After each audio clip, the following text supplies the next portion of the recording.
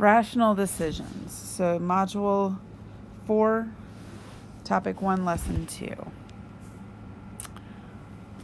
So if I was to do this, 5/8. Now, in the last unit, or the last lesson, we already did these numbers, but I'll do them again. Oops, sorry. Helps if I'm on the right thing. 5 divided by 8. Goes in 6 times, so that'll be 48. I subtract and I get 2. Bring down my 0. That'll get me 2. Oops, sorry. That'll get me 16. I subtract, I get 40. So 5 goes into that. So that's 40. So I get 0. So 0.625. Okay, so this is 0.5, 6, 7, 8, 9, and 1. So this is 0.625 is going to be about right here. 5/8. And then 6,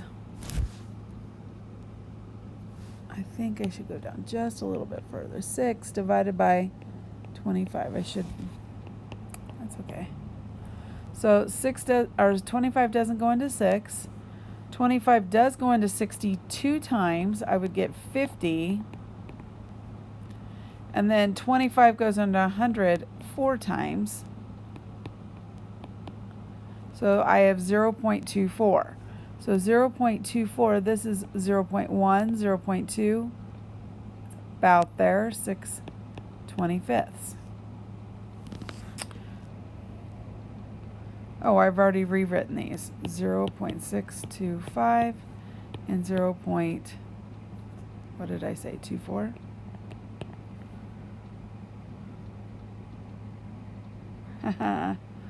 Oh, I kind of already did that, didn't I?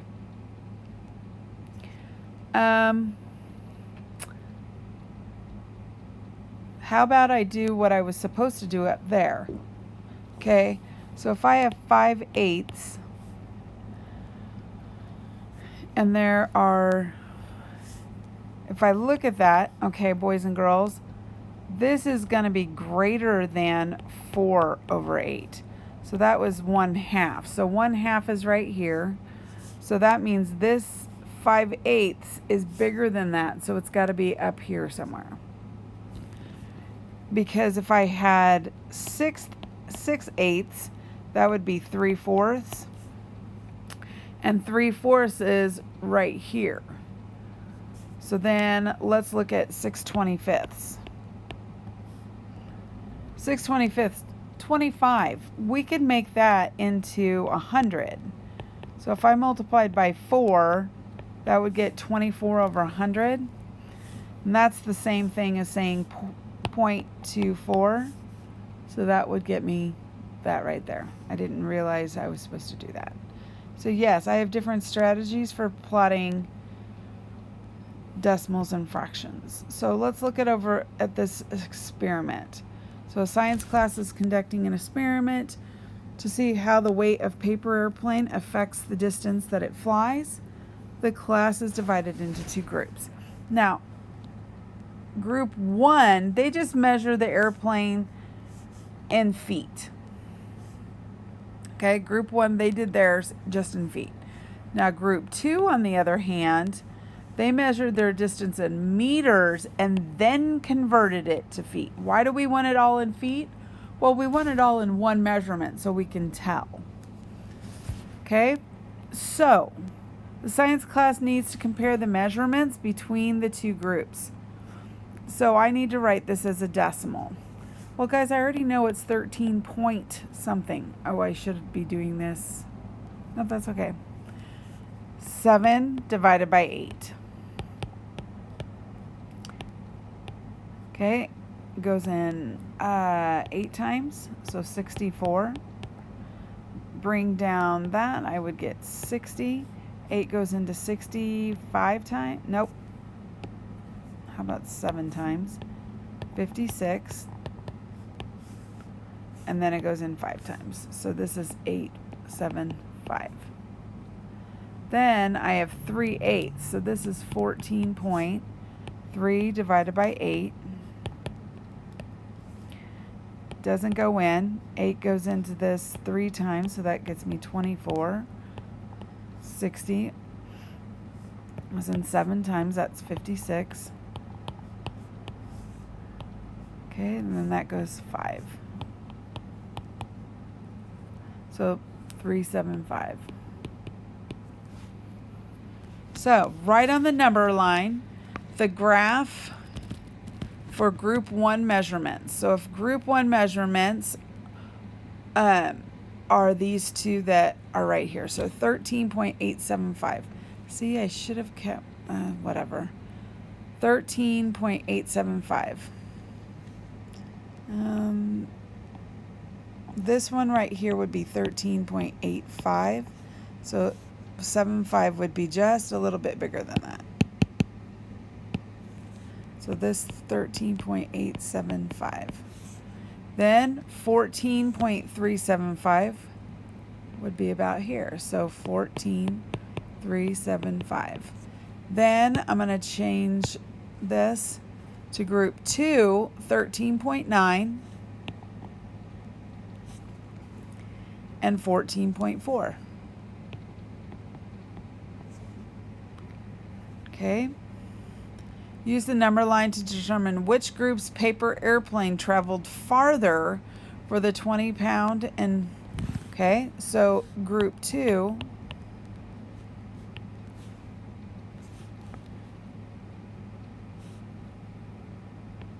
group 2's plane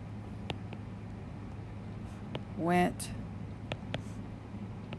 further. There we go. So now, the natural are the different types of numbers. So natural numbers are the numbers like 1, 2, 3. Why do you think that we sometimes call these counting numbers? Because we start counting at 1. How many natural numbers are? Do you see that this goes dot, dot, dot, dot, dot? That means that there are infinite. It goes on forever. Does it make sense to ask which natural number is the greatest? No, because it goes on forever and ever.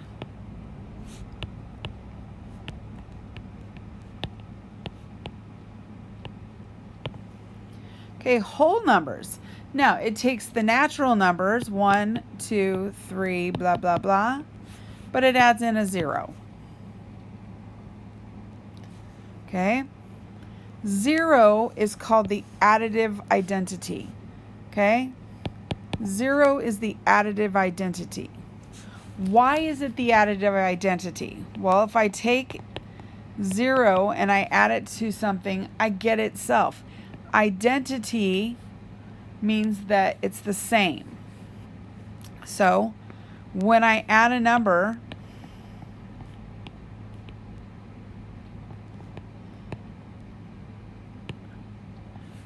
to 0, the number remains the same. It stays its identity. Okay. Because if you subtract 4 minus 4, what would the answer be without 0? Okay, integers. Now, includes whole numbers and their additive inverses. What is the additive inverse of a number? It is its opposite. Okay, so when we write this, we do the 3 dots. We would do It doesn't matter what number you start with there as long as you have some negative numbers. It goes up like this because we have our whole numbers and their opposites, or their additive inverses. Does it make sense to ask which integer is the least or the greatest? No. Because they go on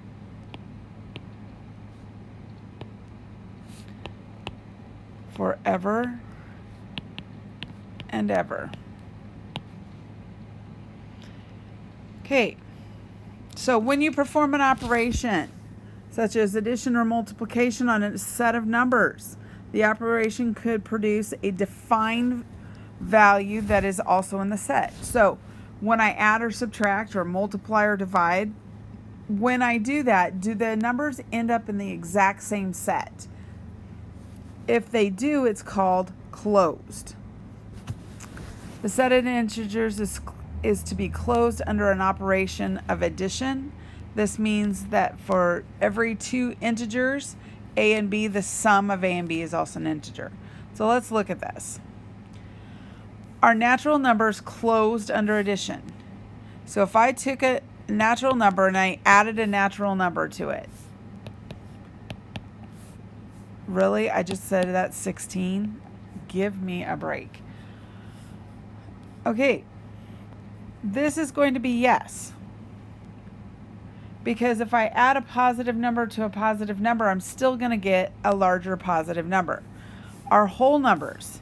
Well, if I have a whole number and I add another whole number to it, will I get a whole number? Yes, I will. Now, under subtraction. Now, a lot of you are saying 4 minus 1. Yes, it does. What if we switch those numbers around, though? What if we did 1 minus 4? Wouldn't I get a negative 3? Negative is not a natural number, so that would be no. I could use this same example here down with whole numbers, and that would not work. Now, would it work for this one right here? Well, yeah, because 3 and negative 3 are both integers. So yes, it would work for integers. Are any of these closed under multiplication? So, well, let's take two natural numbers. I'll switch them around. Okay, so under multiplication, I would say natural numbers. I would say whole numbers. Let's try it with negative 3 times negative 4. Or 3 times negative 4. So then I would also say it for integers. Now for division. Okay, so 4 divided by 2. That works. What if I switched it around? 2 divided by 4. Oh, that gets me 1/2. 1/2 is not a natural number. It's not a whole number. It's not a rational, or sorry, it's not an integer. So that would be no. Okay, so in previous courses you have learned about the additive inverse. So this is the opposite. Okay, so this would be like saying 4 plus negative 4 equals 0. And we just talked about additive identity is 0, so 4 plus 0 equals 4. Now it's talking about the multiplicative inverse. Multiplicative inverse is sometimes called the reciprocal.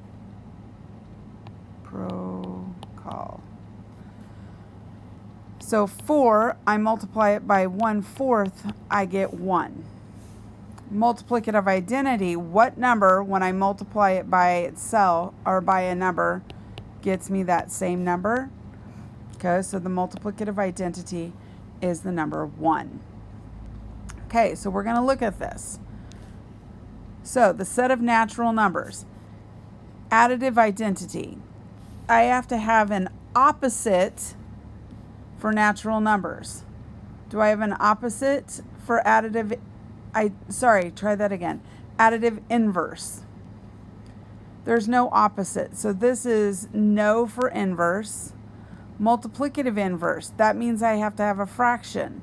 So I can't be that. Additive identity, that's the number 0. There's no 0 in natural numbers, so it can't be that. Multiplicative identity, oh, there is a multiplicative identity.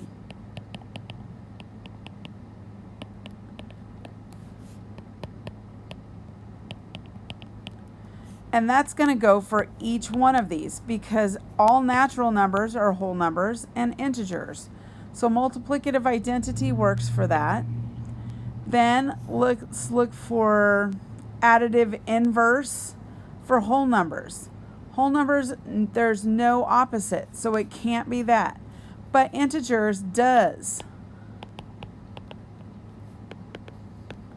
It does have an opposite. Multiplicative inverse. That's going to be a fraction. There's none of these that have fractions, so I can't do that. Additive identity.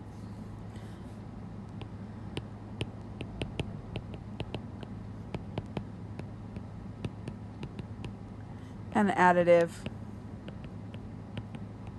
identity. Okay, so rational numbers. Now, rational numbers are numbers that you can put into a fraction. Okay, as long as the denominator is not 0, you can put that into a fraction. So, there's something else I want to add to it. Okay, just it makes it easier. Okay, these are terminating decimals.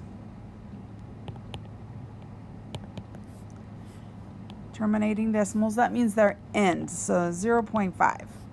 They ended. This can be repeating decimals. Like, don't we know 0.3 repeating is 1/3?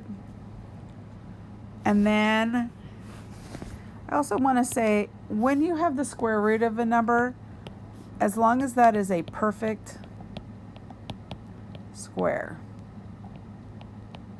Okay. So, does the set of rational numbers include the set of whole numbers? Well, I'm going to actually... This says whole numbers. That's 1, 0, 1, 2, 3, blah, blah, blah. Does the rational have those numbers? Yes, it does. Because 1 over 1 is a fraction. 0 over 2 is a fraction. 2 over 3 is a fraction. Does the set of rational numbers include integers? Yes. Does rational include all fractions? Well, at the fact that it's being made into A over B, then yes. Does it? Yes, except non-terminating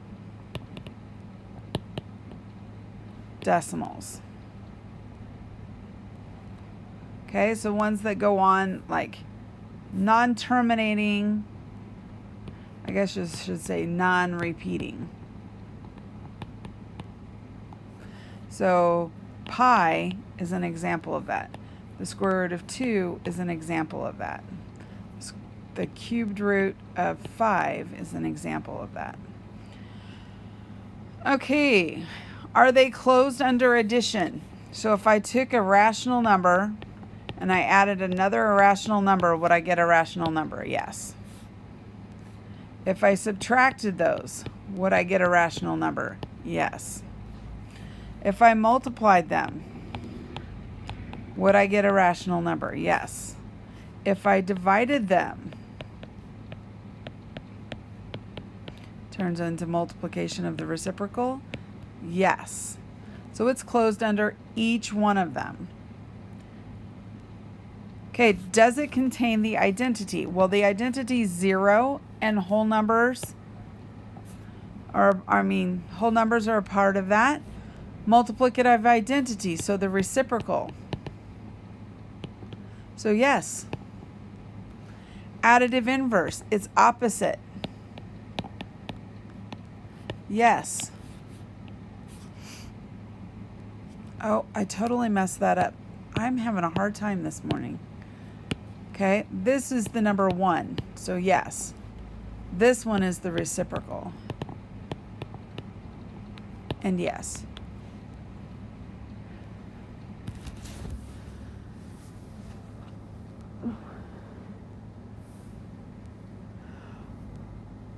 Oh, sorry. Okay, converting repeated decimals into fractions. Such numbers as pi are not rational numbers. There are other numbers that are not rational numbers. For example, the square root of 2, the square root of 5, which are called square roots, cannot be written as a over b. Okay? As you will see the next lesson, even though you often approximate square roots using a decimal, most square roots are irrational numbers, because all rational numbers can be written as a over b, where a and b are integers. They can be written as terminating decimals or repeating decimals. All of their decimals are irrational numbers because these decimals cannot be written as fractions. Okay, so we are going to convert this. So 1 divided, convert the fraction to a decimal by dividing the numerator by the denominator. Okay, so if I do this, 3 doesn't go in. I'm actually going to write it down here because it doesn't go in. 3 does go into 10 3 times, so I would get 9, 3, 9. Look at that. Do you see that it's going to be 0.3 repeating? Okay. So over here, I'm going to do 6 into 5. 6 goes into 50 8 times. That's 48. I can't believe I didn't put a 0. 6 goes into 20 3 times. That would be 18. Look at that. It's going to keep on going. So this is 0.83 where the 3 is repeating. So then I have 2 divided by 9. 9 goes into 2, 0 times. 9 goes into 20, 2 times. So that's going to give me 18. Look at that. It's going to do this. It's going to keep repeating. So this one is 0.2 repeating. I guess I could just do this. No, I don't want to do it like that. I like how I was doing it. 11 into 9. Okay, it goes in 8 times. That would be 88. Goes in 1 time. That would give me 11. That's 9. Oh, look at this. Goes in 8 times. That would be 88. 2 times. That'll go in 1. So that'll get me 11. Look at that. So this one is 0.81, where the 8 and the 1 are repeating. And then 22 into 3 goes into 0 times. It goes into 3 0 times. Goes in here once, 22. That'll get me 8. Bring down that. So that's going to be what? 3 times? That's going to be 66. That's going to be 14. Goes in 22 into 140. 6 times. That would give me 2. 132. 8. Oh, look at that. It's going to repeat now. Look at that. It's going to... So this is going to be 0.136 repeating. Ooh, I should be careful with that because I need it just over the 6. Why is it repeating decimals? Why are... Oh, I'm supposed to order it from least to greatest? Or is it greatest to least? Least to greatest. So the smallest number would be 3 over 22. 0.1, so 0.2 would be 2/9, and then 0.8, so that is 9/11, and then 5/6. Okay. The decimal repeats.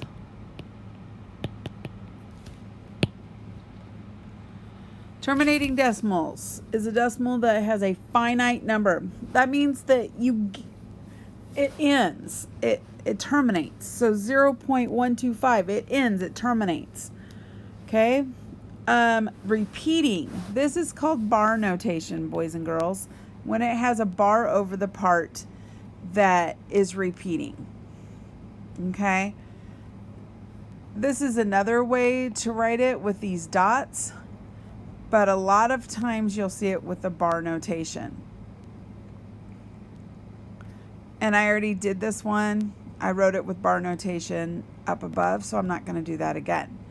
Some repeating decimals represent common fractions such as 1/3, 2/3, 1/6, and you should be able to recognize those over and over again. For most repeating decimals, though, you cannot recognize the fraction or the decimal represents. So 0.44444, you probably don't know what that is. Or 0.09, where the 0 and the 9 are repeating. So what we're going to do is we're going to learn how to figure out what the repeating is. So I'm going to look at this number. Remember that when we multiply by 10, all it does is move the decimal place. Or if I multiply one time. If I multiply by 100, it moves the decimal spot 2 times. So what we're going to do is we're going to look at how many numbers are repeating. There's only one number that's repeating.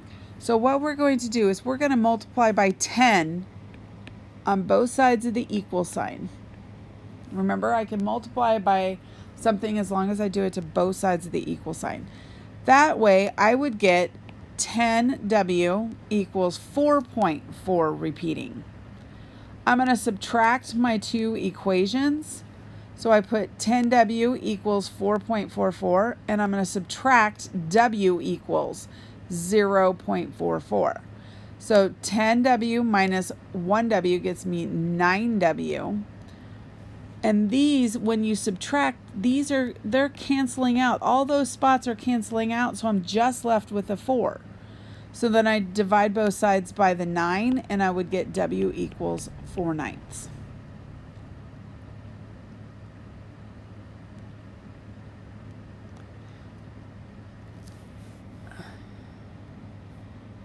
Okay, we just did that up above. So we're going to do this right here. So what's repeating? There's one thing repeating. So I'm going to take X equals 0.5 repeating. Oh, actually, I don't want to write it in bar notation yet. Okay. I'm going to multiply both sides by 10. So I'm going to take this, I'm going to multiply by 10 on both sides of the equal sign. When I do that, I get 10x equals 5.5 repeating forever and ever and ever. And I'm going to subtract my original. I'm going to subtract those. When I do that, I get 9x here. And these cancel, all this cancels out, so I'm just left with 5.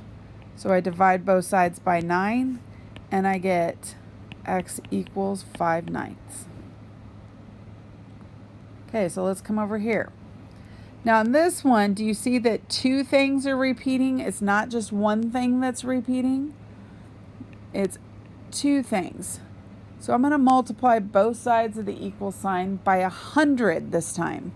So if I have x equals 0.0505 blah, blah, blah, I'm going to multiply both sides of the equal sign by 100.